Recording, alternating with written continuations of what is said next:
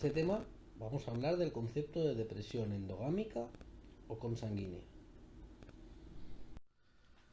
La consanguinidad es sabido que tiene efectos negativos. Aquí tenemos la foto de Carlos II, rey de España, y aquí su árbol genealógico. Como se puede observar, muestra consanguinidad por numerosas vías. De hecho, su consanguinidad era de 0,31 y es sabido por la historia de España que sufrió múltiples patologías y falleció joven sin descendencia. Para entender las consecuencias de la consanguinidad vamos a fijarnos en una patología, el síndrome de la raquipsina, que es una enfermedad autosómica recesiva de vacuno causada por el gen FANCI, localizado en el cromosoma 21. Se trata de una delección de 3,3 kilobases y podemos distinguir dos alelos, un alelo salvaje que no provoca la enfermedad y un alelo mutante que en homocigosis provoca aborto prematuro. Si cruzamos dos individuos al azar, pensando que el alelo salvaje tiene una frecuencia alélica de 0,98 y el alelo mutante de 0,02, los gametos que transmitirá la madre y los que transmitirá el padre tendrán proporciones 0,98 y 0,02. Por lo tanto, el resultado nos ofrecerá un 96% de individuos no portadores, poco menos del 4% de individuos no portadores y tan solo un 0,04% de individuos enfermos. Es decir, es una enfermedad muy rara. Si cruzamos un macho portador con hembras al azar, el macho transmitirá los alelos salvaje y mutante con probabilidad del 50% y la madre transmitirá el alelo salvaje y el mutante con probabilidades del 98% y del 2% ya que es una hembra al azar en la población. Como consecuencia tendremos un 49% de individuos no portadores, un 50% de individuos portadores y un 1% de individuos enfermos. Es decir, un macho portador, cuando se cruza con hembras al azar, incrementa la probabilidad de que aparezcan enfermos, pero sigue siendo una enfermedad poco frecuente. Podemos detectarla en machos que tengan muchos hijos, pero en machos que se utilicen con menos frecuencia es muy probable que nunca aparezca un hijo enfermo y no seamos capaces de detectarlo. Sin embargo, si cruzamos al macho portador con sus hijas, que aproximadamente serán portadoras en un 50%, el macho aportará el alelo salvaje y el mutante con un 50% de probabilidad y las hijas el alelo salvaje y el mutante con el 75 y el 25%. Por lo tanto, veremos hasta un 12,5% de individuos enfermos, un 50% de portadores y tan solo un 37,5% de individuos no portadores. En este caso, la frecuencia de la enfermedad es mucho más importante. Todo ello es consecuencia de la consanguinidad, porque cuando el macho portador se cruza con sus hijas, los descendientes son consanguíneos. Tenemos que ser conscientes que todos los seres vivos somos portadores de gran cantidad de alelos recesivos. La consanguinidad incrementa la probabilidad de que los alelos recesivos aparezcan en homocigosis. De ahí el tabú histórico del incesto. Ahora bien, ¿qué ocurre con los caracteres cuantitativos? Pues bien, sabemos que el incremento de la consanguinidad implica la progresiva reducción de la media fenotípica de muchos caracteres, sobre todo entre aquellos destinados a la eficacia biológica y a la reproducción. Este fenómeno se denomina depresión consanguínea o depresión endogámica. Para comprender este fenómeno, vamos a pensar en la contribución de un gen a la media de la población como se realizó en las clases anteriores.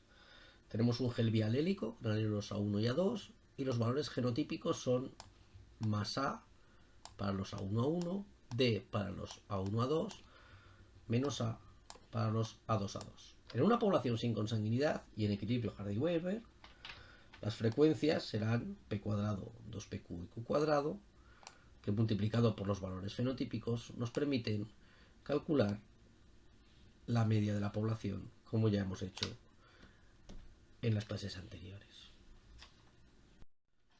Ahora bien, vamos a ver qué ocurre si en esa población existe una consanguinidad media F. las frecuencias de los genotipos en homocigosis se ven incrementados por PQF y la frecuencia de los heterocigotos se reduce en menos 2 PQF. Hay que fijarse que en un caso extremo donde F sea igual a 1, los heterocigotos disminuyen completamente. Si realizamos el mismo ejercicio y multiplicamos las frecuencias que tenemos en esta población con consanguinidad con los valores genotípicos, podemos calcular la media fenotípica y después de un poco de álgebra vemos que llegamos a esta expresión de aquí. Si la comparamos con la media de la población no consanguínea, vemos que la diferencia se reduce a esta expresión, menos 2 PQDF. Es decir, la depresión consanguínea depende de las frecuencias alélicas, del valor de dominancia y de la consanguinidad. Si el carácter está regulado por múltiples loci, al igual que vimos cuando hablamos de heterosis, la depresión será el sumatorio de los efectos correspondientes a todos los loci.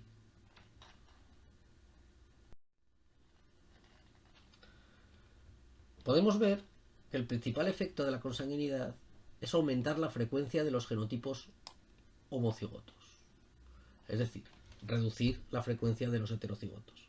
Se trata, por lo tanto, de un fenómeno opuesto a la heterosis. Si existe dominancia direccional, es decir, si D es mayor que 0, el incremento de la consanguinidad implicará una disminución de la media poblacional. Por el contrario, si D fuese inferior a 0, produciría un aumento. Hay que decir que la depresión endogámica también puede estar causada por epistasias, pero si la dominancia es la única causa, existe una relación lineal entre la consanguinidad y la depresión endogámica. Por otra parte, si nos fijamos en la expresión, hay que decir que la depresión endogámica es mayor cuando P y Q tienen frecuencias intermedias.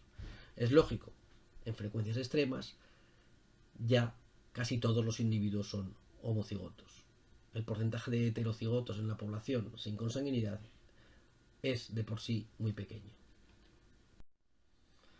Las causas de la depresión consanguínea endogámica son similares a las que vimos en el caso de la heterosis. Hay dos grandes hipótesis.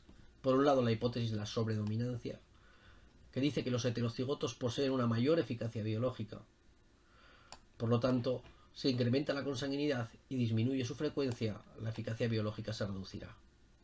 La segunda hipótesis es la hipótesis de la dominancia, que postula que en la población pueden existir muchos alelos deletéreos o semideleterios que se heredan de forma recesiva.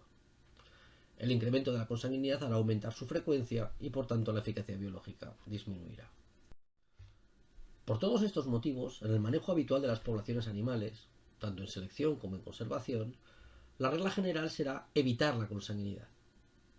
Sin embargo, los apareamientos consanguíneos pueden ser útiles para detectar los individuos portadores de alelos deleterios y semideleterios. Si recordamos el caso anterior del síndrome de la braquipsina, un macho portador que se cruce con muchas hijas suyas permitirá detectar si es portador o no mucho antes que si se cruza con hembras al azar.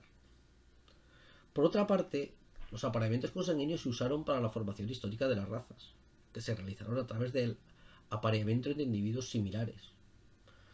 Y además, pueden ser útiles si nuestro objetivo es aumentar la uniformidad dentro de la población. Por ejemplo, si lo que queremos es generar una imagen de marca, y es algo que hacen en muchas ocasiones los criadores de perros. O si lo que queremos es individuos lo más similares posibles. Por ejemplo, en algunas exhibiciones de caballos se utiliza un grupo de individuos que es muy valorado que sean lo más similares posible.